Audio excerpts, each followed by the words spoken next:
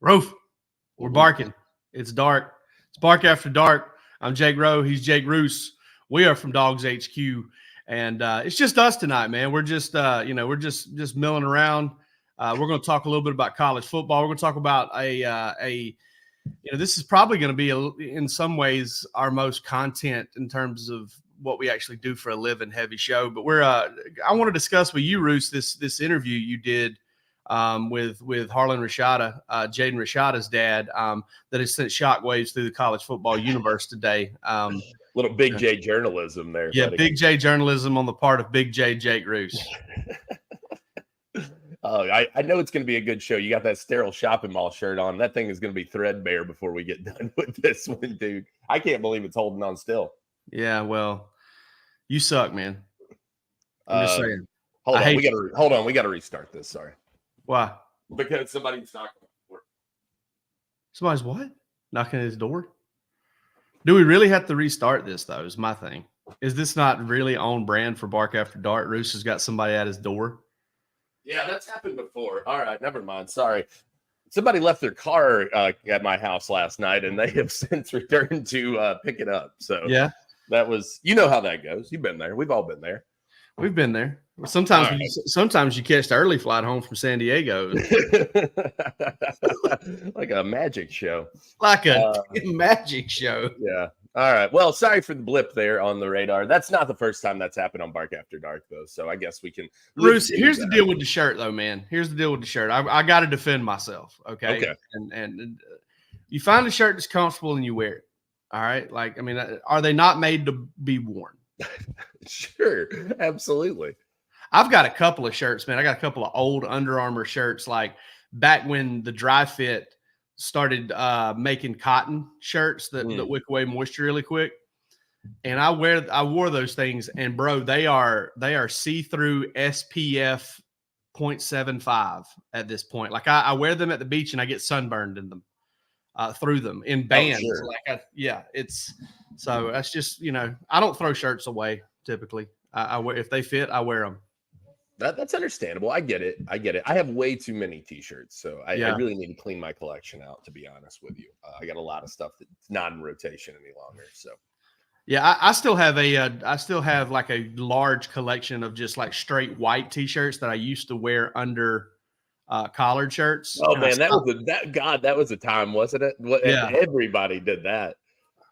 And I completely stopped doing it. And God knows what they smell like. They probably smell like collectively stopped doing that. That was everybody had. It was like what, like a polo, like a polo, but like a Ralph Lauren polo. Oh with the white t-shirt under it, man. And maybe you had the puka shell necklace or something like that. Did you know that? I used to do it? I used to wear t-shirt under t-shirt. Oh, okay. Yeah. I remember those too. Yeah, dude. Yeah, I remember the long sleeve. You remember the long sleeve t-shirt under the short sleeve t-shirt? Oh yeah. That was a classic. I had that era as well. Yeah. I feel like we're getting back into this Creed discussion that we were on. There's some linkage between these topics here. Can you take me higher fashion? Yeah, absolutely. That's where we're going in right there. But dude, I mean, so many dudes. I don't know if you remember the guy that would wear 2 or 3 or 4 t-shirts at the same time. Like just wear them. I'm like, or the guy who wore a polo under a polo. Yeah, like what's your goal here? Are you just want to catch one off and look different at one moment? That guy always popped the collar. Yeah, it was always up. It was a bold move. I got a lot of respect for that guy, even if I didn't think he looked. I wasn't going to do it. I wasn't going to do it. Yeah, I wasn't pulling it off. The argument could be made that I hadn't pulled off anything I've worn in 20 years. Funny. But hey, let's get into this Rashada interview that you did. All right. what did you think? Like, what was kind of your overall thoughts of having a chance to sit down and talk with Mr. Harlen Rashada? I thought, I'll just say this, I had a chance to watch the interview, and I got a little VIP pre-screening of this interview, and I thought, I thought the guy made a lot of really good points, and for all of the flack that these guys catch, because they don't really get to know the person, they just kind of get to know the story and the narrative. I thought, man, this guy came across as a just a normal, regular old dad who they're just trying to find their way and figure out what's, in a landscape that's not easy. No, God. And I mean, right now, probably I would say, and I don't know, I guess maybe it's premature to say that because we've been proven wrong at each time, but I don't think there's ever been a harder time to find your way. And this may be the hardest. This may be the hardest of all times because it feels like something's going to come down the pipe to maybe create some regulation. Right now, it is just an absolute free for all. Right. So, I was, first off, I really enjoyed the conversation. I enjoyed talking to him, and I enjoyed just listening to him because this has been one of those stories that's been kind of at the forefront of college football for like 2 or 3 years. I mean, Jaden's story was one that has been all over the place, man, depending on, and it didn't really matter what market you were in. You were following what was going on with Jaden Rashada. If you followed college football recruiting, you knew what was going on. Yeah. So, I thought it was, I thought he was very measured in what he was saying. I thought that it was clear that they had given a lot of thought to this. I thought it was very kind of transparent and forthcoming that he acknowledged, look, there was some stuff with Florida and that portrayed our family in a certain light, and we didn't, that's not who we are. But I thought that when you heard him speak about Georgia and what made sense about Georgia, that was really it was really telling, and it was the kind of thing that ultimately I think you want to hear, right? I mean, it was very much the case of, we're looking for development, we're looking for a place that we can be and take this, to maximize potential in our son. We want Jaden wants the challenge of going up against these other talented guys. He wants to work with a roster like Georgia's. And one of the things that really, really stood out to me about what he said was that you don't have to manufacture competition at Georgia. He said that is just inherent. It's natural. It's something that is just there. It's a thread that runs throughout the program at each and every turn. And it's interesting that he said that, not because I don't believe it's true, but because I'd spoken with a recruit. I forget who it was even, but it was within the last week or two. And the young man said, one of the things that stood out to me was that Kirby Smart was coaching the coaches. He was, there was even an atmosphere of competition. Like, you need to do your job better, right? Okay. In this instance. And, you hear that consistently reflected from outside people. I think it's easy for people around the program to say that and kind of put that narrative out there and want people to buy in and believe it, but I think when you hear it from outside entities, that's a lot more telling of what's really going on in that room. Yeah, I definitely can see that. And I've always thought that, like, competition, it takes a lot off of a coach's plate in terms of motivation. Like, you don't have to, I'm not saying this doesn't happen. I'm sure it does, but you don't have to sit players down continuously and kind of be like, hey man, listen, you had great practices on X day, but then it kind of tapered off. You've got to get, you kind of let the bus drive itself in a way, because you're kind of like, hey, listen, we got a lot of really good players here. And if you decide to take a practice off, or if you decide to take a couple periods of practice off, that could be the difference. Like, that could be the difference in you having a big role and maybe not, getting there. And I've always thought that competition, in a way, I mean, you load up the roster with big time talent, and it's like the benefits are endless. Like, I mean, yeah, you've got a ton of talent and you've got a ton of depth, but you've also got motivational competition that players understand that, like, if I don't, if I don't bring it, then I'm going to get passed, or if I don't bring it, I'm going to be caught up in the wash. And you also have the benefit of weeding guys out who don't necessarily want to do what it takes, or they're not ready to do what it takes. I agree. And also, too, I think that you have a culture, from everything we've heard, at least. And I think that it's kind of a byproduct of these guys, like, so hungry to earn an opportunity that they're holding each other accountable, right? Like, if you're not doing what you're supposed to do, I know that because I'm going to come take that from you. Yeah. And the guys around them can see that. And so I think that you're probably getting called out with some frequency. But like you said, too, there's a weed out to all of this, too. Mm-hmm. And I think that's important. And I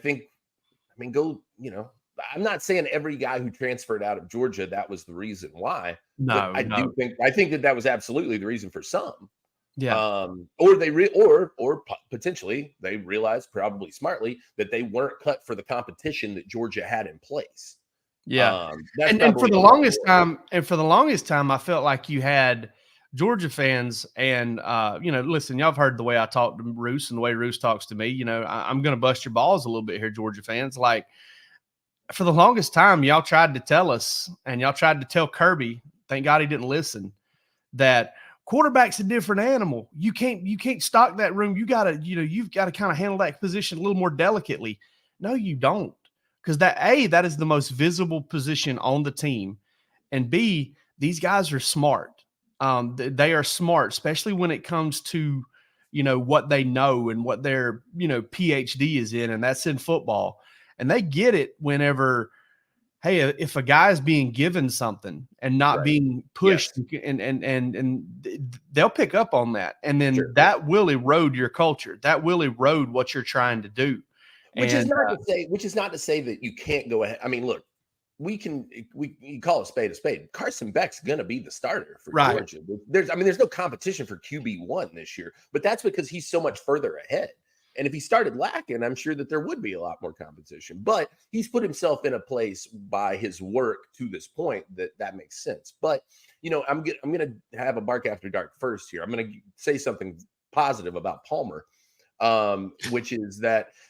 He wrote a column basically talking about that idea, talking about, that Georgia's approach to the quarterback room has been interesting in that the mentalities seem to line up. You see kind of a consistent thread amongst those guys too, right? Ryan Puglisi just did not give a shit about Dylan Raiola, Dylan Fairchild, Dylan whoever, man. I mean, he was ready to he was Morgan Fairchild if you wanted. I mean, he was ready to play, dude. He wanted to be at Georgia. That was his mentality all along. You move into this 2025 cycle, Ryan Montgomery, right? I'm not even Georgia's first choice. I know that. I can openly admit it. They've told me this. I learned about a week ago that I could even commit to them. Doesn't matter. I want to go in. I want to compete. I want to be a part of what they're doing there. You get a guy like Jaden Rashada right now. And I wrote a column on this during his official visit, which was to say, look, if Jaden Rashada wants an easy path to starting, probably not at Georgia. It's just not. No. God, dang it. A little this time coming in. But you get a guy like Jaden Rashada in, who's coming at it from, this is not the easiest place to start. This is not the place you're going to make the most NIL money. This is not the place where anything's going to be handed to you or the path is even clear. You've got a guy in Gunnar Stockton who's been around this program for a long time. You got Ryan Puglisi who's going to be who's in this as well. There's going to be competition in that room. If you were scared of competition, you chose the wrong place to come. I thought that was one of the big takeaways was, hey, look, we don't mind that. We're not scared of, we're here for that. And we're also here for the development that we believe Georgia gives. Like you said, it was very much, I thought as well, a dad just saying, look, man, we've been trying to navigate this thing and trying to get it to a good place. And we feel like we're there now. Yeah, and it also one thing I took away from it is I caught myself thinking while I was watching it that relatable and normal sounding is no longer the norm, right? Like I went into it, it's almost like I was taken aback, not necessarily because I expected something different from him, but like I go into interviews now and I almost expect to kind of hear something a little bit, when I watch a video or with a recruit or something like that, I almost expect to hear something that not necessarily makes me roll my eyes, but kind of takes me aback a little bit. And that was just so relatable and so normal that I was kind of like, man, it doesn't feel like we get a whole lot of that, type of content. But, and I'll say this too. He and I connected organically. I reached out to him. We just got going. I didn't really know the guy. I feel like, he, for whatever's been portrayed about the Rashada family, he certainly didn't come across that way to me. Yeah, that was not what I picked up on there. And so, like I said, I really appreciated his time, and I think Georgia fans, if you haven't watched that interview, I encourage you to do so because I thought it was pretty eye opening. I'll tell you this too. One thing I love about what Georgia's doing at quarterback too is I'm gonna connect these two things. Look at college football now. Look at the national championships and what has been. You got Joe Burrow in 19. You got Mac Jones in 20. Stetson Bennett, and then J.J. McCarthy. You look at all of the guys that were in the playoffs during those times or competing for playoff spots. Michael Penix, Bo Nix, Carson Beck, Max Duggan, Jordan Travis. All of these guys that had their teams in the mix.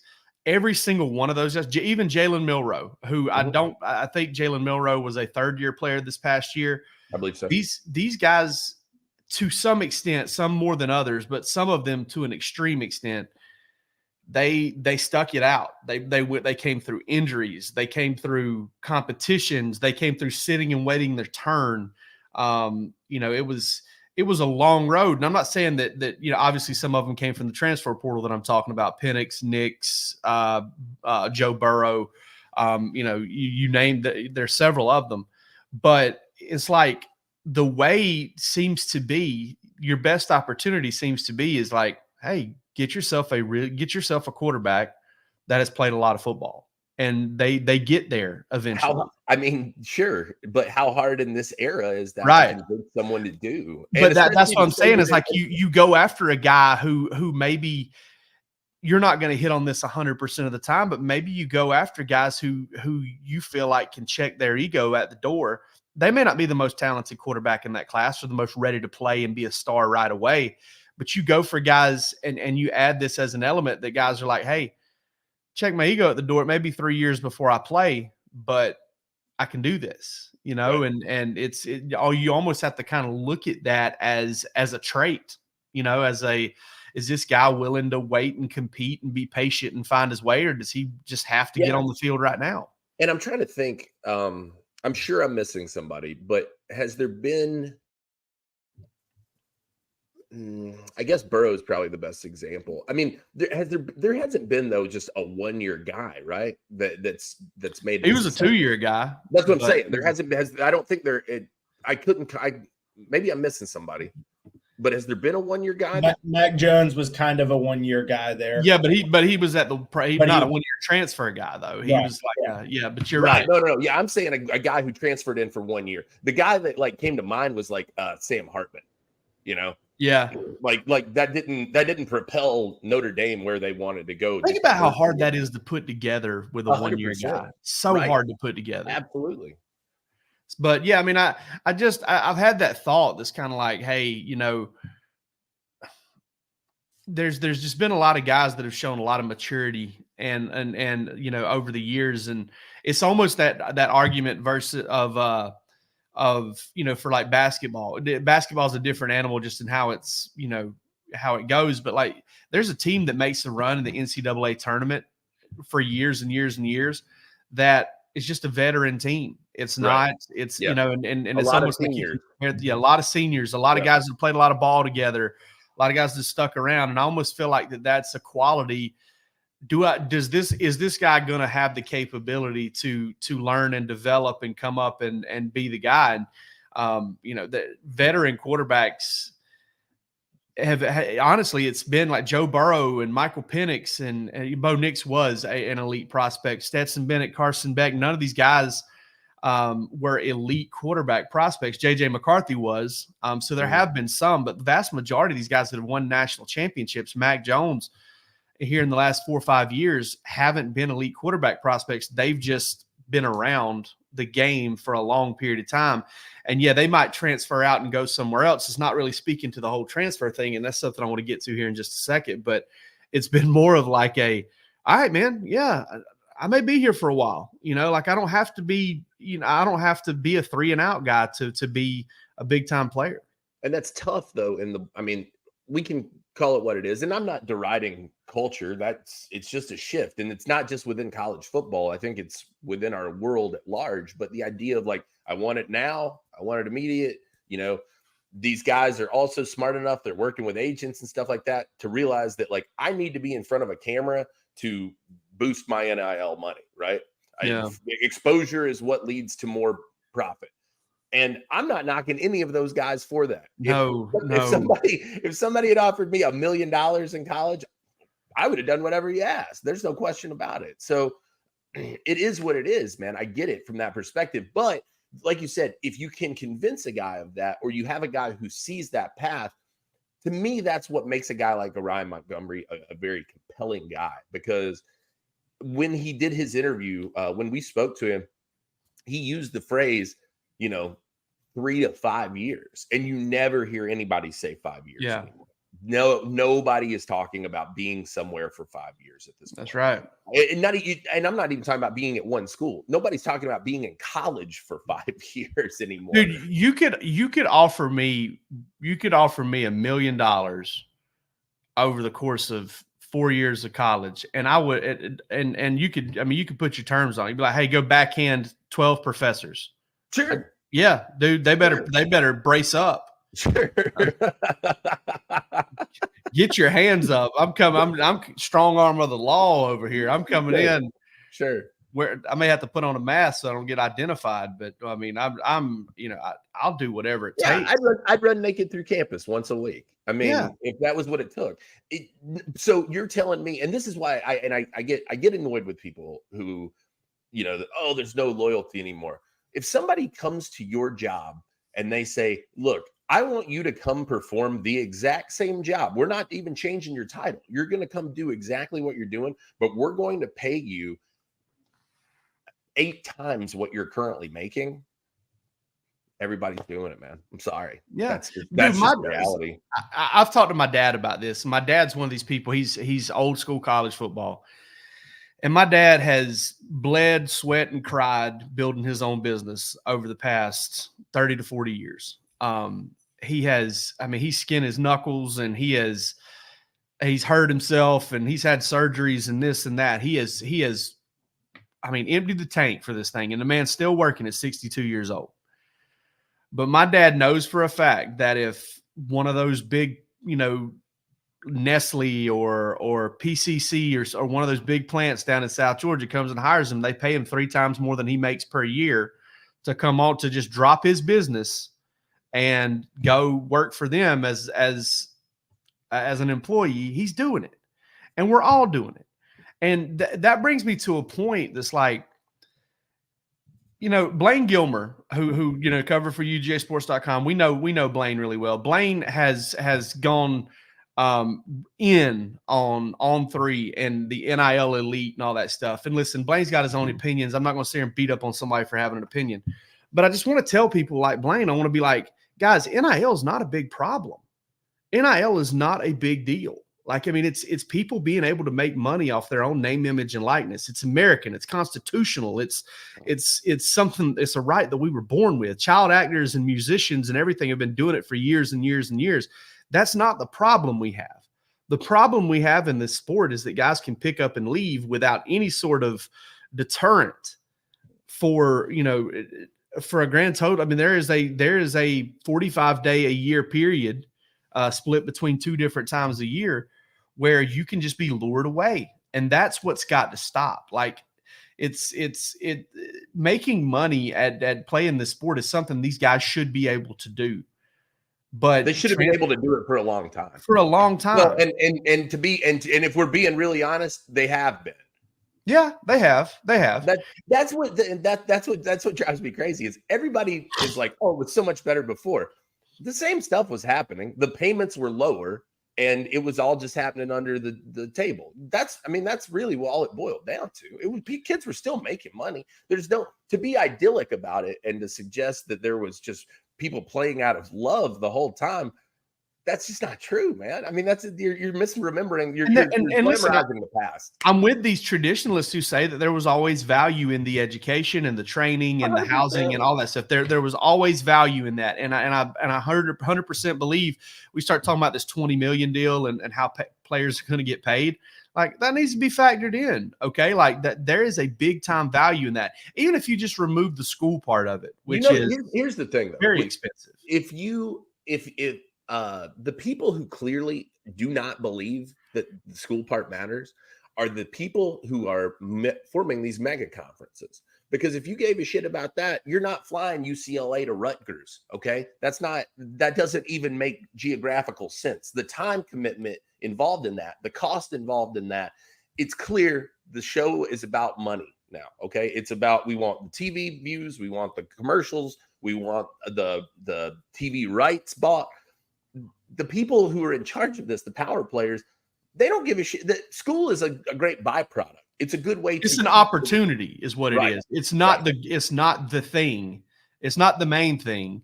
It's just it's something that you can take advantage of while you're playing college football. And it's the feel good aspect of it. Yeah. It's we're changing lives, and that's true. That is. I mean, I'm not knocking that. That a lot of guys get their lives changed through going to school, but the era of college football that we're moving into is not player driven in that sense. Their players are not the ones lobbying to join the ACC, from the West Coast. That doesn't make nobody on earth makes sense of that. They just want to make as much money as they can possibly make. And I feel like the same people that want to talk about how crappy the world is now and how hard it is and how expensive everything is are the same people that are beating up on these student athletes for trying to set themselves up to do something when they've got an opportunity to do it that very few college kids can set themselves up to do. And that's, maybe you can make $500,000 through a few years in school through NIL, and then you can buy yourself a house. Now, listen, I understand that same person is going to say, well, they don't do that. They spend this money frivolously. Some of them do. And typically those are the flashy ones. It reminds me of, Greg Giraldo's got a bit. And he talks about, he says, I saw a homeless guy on the street, and I said, he had a sign asking for money, and I said, well, I'm not going to give him money. He's just going to spend it on drugs and booze. And then I thought, wait a second, that's what I'm going to spend it on. I mean, there's people, these people. Of course, people spend frivolously. That's true in real life too, man. That's not endemic to college football. No, not at all. But there are a lot of guys. You're not going to hear anything about the guys who are being really smart with their money because they're not going to advertise when they go buy 3 duplexes and because they don't start renting them out. They're not trying to get hit up, man. They're not trying to get people knocking at their door. They're trying to move in silence, like lasagna. With the G, man. Like the G in lasagna, exactly. Absolutely. But you do. I mean, you see the guys who buy $7,000 chain. Yeah, you see that hanging around their neck. But of course, that may be $7,000 out of $500,000. do that if you want, man. I'm not going to sit here and tell you how to spend your money. I can tell you what I'd do with it. But if that's what gets you off, go for it. Hey, by the way, I think we need to get Clark Howard on Mark After Dark. That would be sick, to be honest with you. And I really hope that we could play that She Drives Me Crazy before he comes on. Hit him a little bit of that Fine Young Cannibals. Clark Howard or Dave Ramsey? Clark Howard, dude. Clark Howard is an Atlanta staple, brother. Yeah. I mean, the guy, Clark Howard has been consumer educating me since I was a wee infant. So yeah. I don't have a biggest problem with Dave Ramsey as some people seem to do these days, but sometimes he does make me want to throat punch him a little bit. Like he gets a little judgmental. I'm like, Dave, shut your mouth. Okay. You're rich. Have you seen the guy? God, I forget what his name is, but he like interviews people and he goes through their finances line by line. I'll send you his stuff. He basically just berates people. He embarrasses them into better finances. And it's interesting to see. I don't like they that. Submit to it though. I mean, they seek him out. So yeah, that makes me sad. That makes me sad. I don't like seeing anybody get embarrassed. I am secondhand embarrassment king. Big time. Oh, before we forget, look, so one of the things that I meant to say about this Harlen Rashada interview was that I learned something very new, and it wasn't anything about Jaden Rashada or about Harlen Rashada. I learned something new about time zones and how time zones work. So he and I had communicated. I feel like we're getting Miss Lippy's class right now. I feel like he and I communicated, and we'd set up a time for the interview.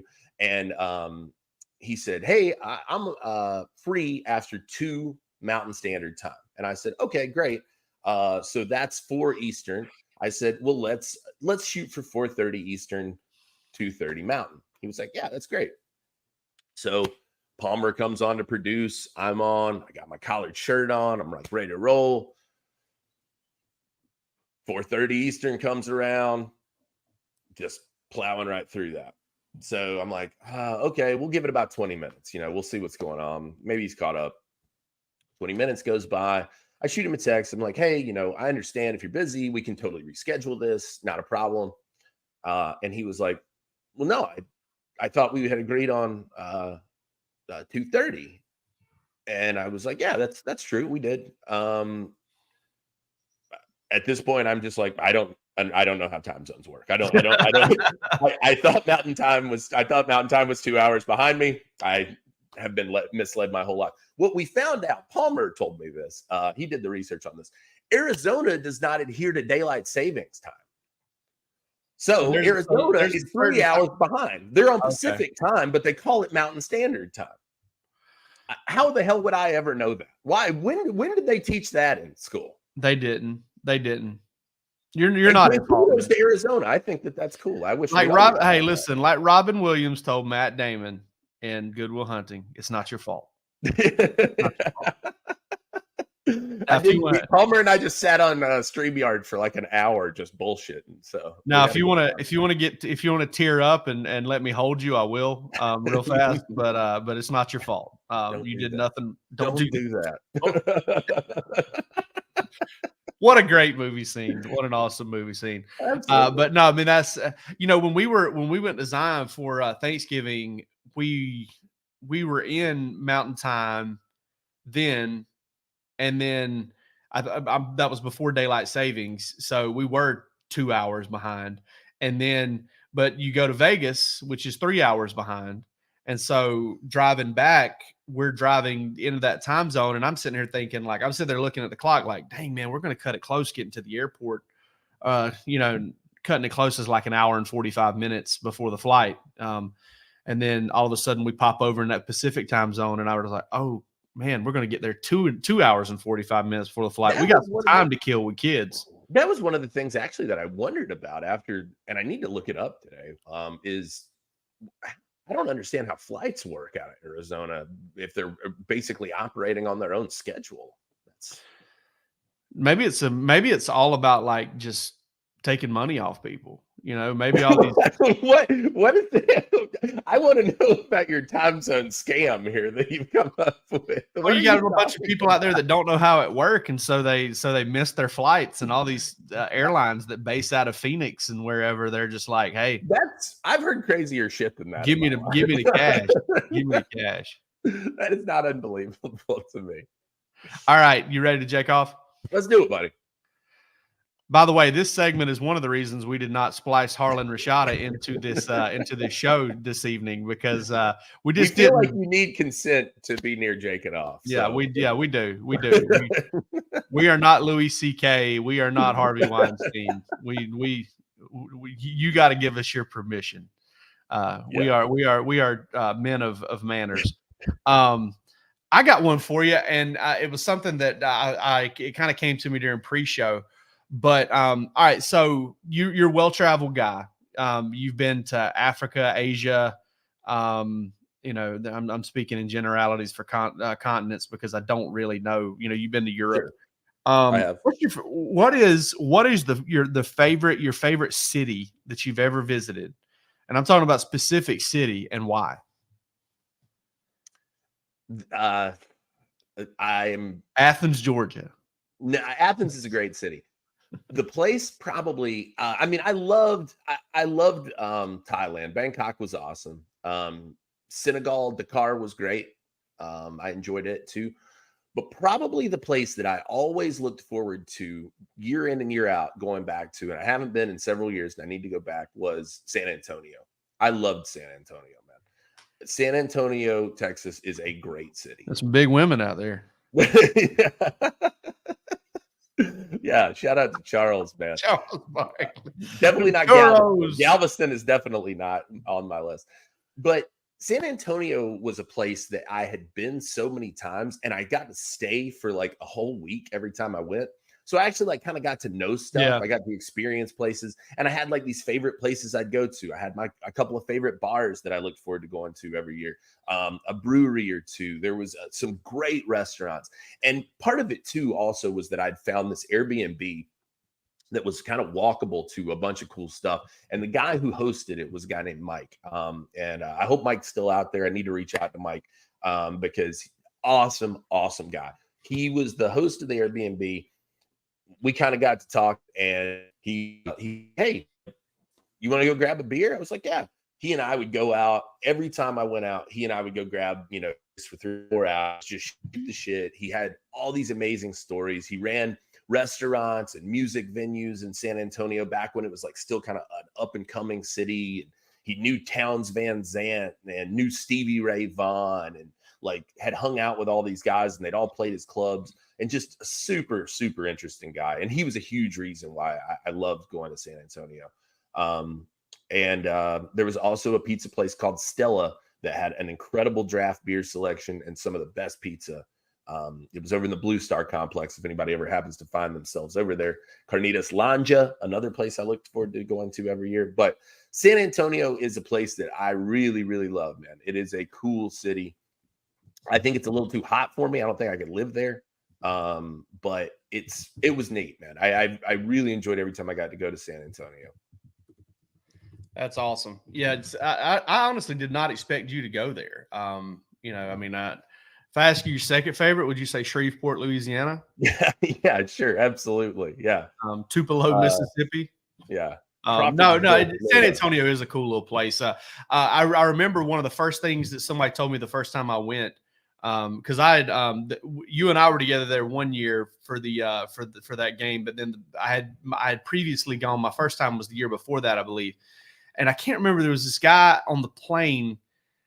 I can't remember if he lived there or he went there all the time, but he told me, he goes, "Hey man, what you do is you go down to the Riverwalk." He said, and you just basically walk with your shoulder, kind of put a little weight on the wall as you walk, like you're basically drunk and you're leaning on the wall to keep you up. He said, and then eventually you'll fall into a door. And when you stand up, you order a taco, and then you're like, that's how you're going to just basically fall into some place down there off the Riverwalk and find a good taco. That was what was cool to me, though, was like the Riverwalk was nice. And I went to the Minger bar, which was really cool, that really old historic bar. But there was like really funky, like cool places in San Antonio, like really neat, vibrant neighborhoods. And the Friendly Spot was a place I loved going. It was this little beer garden. And it was just, it was almost like a big playground, but it had like 38 taps in it. It was it was neat, man. There's also a place there. I don't know if you've ever checked it out. Not a lot of people know about it. It's called the Alamo. And, sure. Yeah, the Alamo's out there too. I remember the Alamo. I stayed right across the street from it, or right beside it. It's very close. When I stayed at the Hotel Indigo the first time I went there. It's the only time I've ever stayed at a Hotel Indigo. One of the nicest hotels I think I've ever stayed in. So yeah, it was a cool experience. San Antonio is great, man. San Antonio is great. I would have to say, I was going to say something funny and go like Jacksonville. Jacksonville sucks, man. It sucks so bad. My favorite place in this country that I visited is either Napa, California, or Curry Beach, North Carolina. Those are two of my favorite places. But if you're asking me like straight up cities, Austin's pretty great, man. I've only been there that once with when we went, but I was kind of enthralled by it. I kind of loved it. It was pretty cool. Yeah, that was a fun time. Made friends make friends in tattoo shops and stuff on the street. That was pretty cool. Austin's pretty great. Nashville has grown on me, but I know Palmer's from there, and so it can never hold too high. Chattanooga has turned into a cool city. Yeah, which is surprising. Like when I was a kid, Chattanooga sucked, man. It was kind of like run down, really kind of an abandoned industrial town, and in the way that like Birmingham was. And both of those cities have kind of really flourished. I love Birmingham too, but I got a special place for that. My dad lived there forever and ever, so I spent a lot of time in Birmingham, and another city that I always really enjoyed. Yeah. All right. So mine for you today is a little bit more serious than we normally do on Jake and Off. You know me, buddy. You and I have known each other for a long time. You've seen me in some pretty low lows in my life. I struggle with depression from time to time. You don't ever seem to do that, man. And maybe I'm just misreading it. But I'm curious, man. What are you doing? Do you deal with the mental health stuff? How do you take care of yourself in that way? You know, you seem like a real positive guy all the time, Jake. So I'm just trying to get some pointers from you, buddy. I'm pretty lucky as far as that goes. I really am. Like just in terms of like the stuff I can't control. And I know it's real. You know, I've had family, I've had friends, and you wouldn't even be one of the people that I would, you know, associate with it the most. You know, my brother, my sister. Depression is definitely not something I've ever really dealt with. Anxiety is something I kind of deal with pretty crazy, but it's super manageable. And honestly, like if I'm being completely honest with you, I think one of my how you can call it a coping mechanism. You could call it mindfulness. I don't know what you call it, but like whenever I have it, when my anxiety crops up and it manifests itself in the inability to sleep, like you and Palmer and everybody else on the DawgsHQ staff knows that, you know, 8:30, 9 o'clock rolls around and old boy Jake's in bed. Okay. Yeah. He's getting ready to go to sleep. He's probably not going to answer us after that point. But sometimes like it'll be like I'll be sitting there looking at the ceiling like 3 o'clock in the morning, you know, thinking about everything that's going on. But the one thing that really helps me is like whenever I get into that state, I think about, all right, the car's on the road, you're in the boat, you know, I've used this analogy before, like, you know, you and I were talking that, you know, I feel like we're all in life and we're all in the same pond and we're all rowing our own boats and that our wakes are matching up with wakes of other people. And that's just kind of how life works.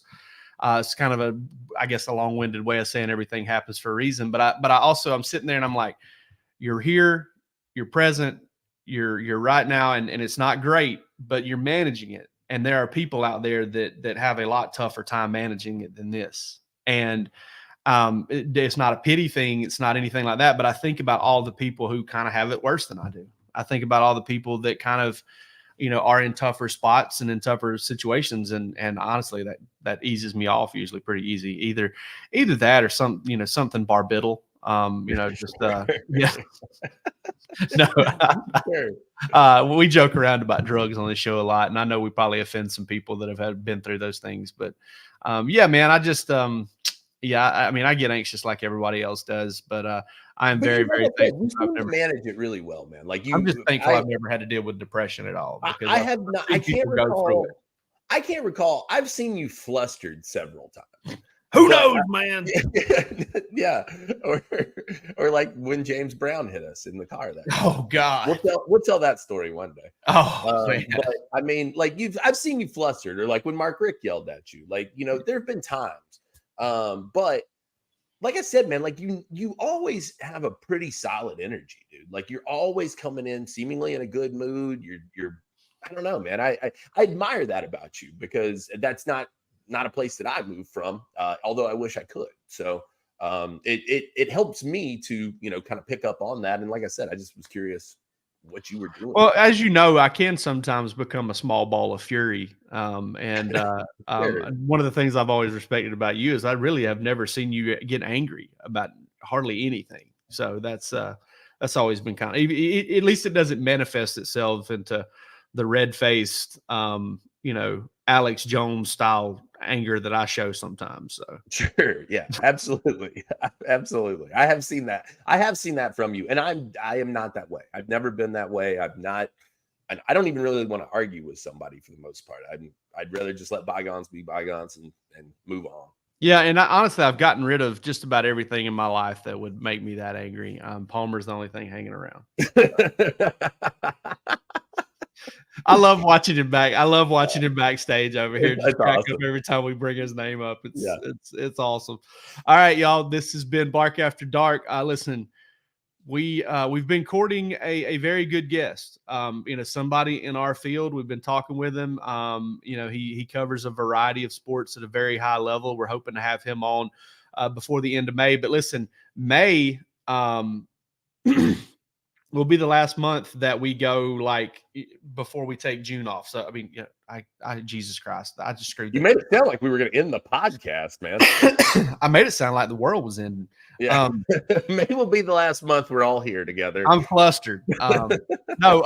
June, we're taking June off because I've got vacation in June. I think Roos has got some time off coming in June. We got official visits and all that stuff. I mean, it gets absolutely nuts trying to put a show together in June. So we will be back in July, for that. But listen, we got a few more shows here to go in May. It may be a couple more with just me and Roos. We may have to take some questions. Maybe we need to get it. Need to get a live going and just do an AMA. Ask us anything. I'm down with that. I can do a whose line is it anyway type thing. Hey, riff on this topic. I can do it. I'm with it. All right, guys, y'all take it easy and have a great week. Oh.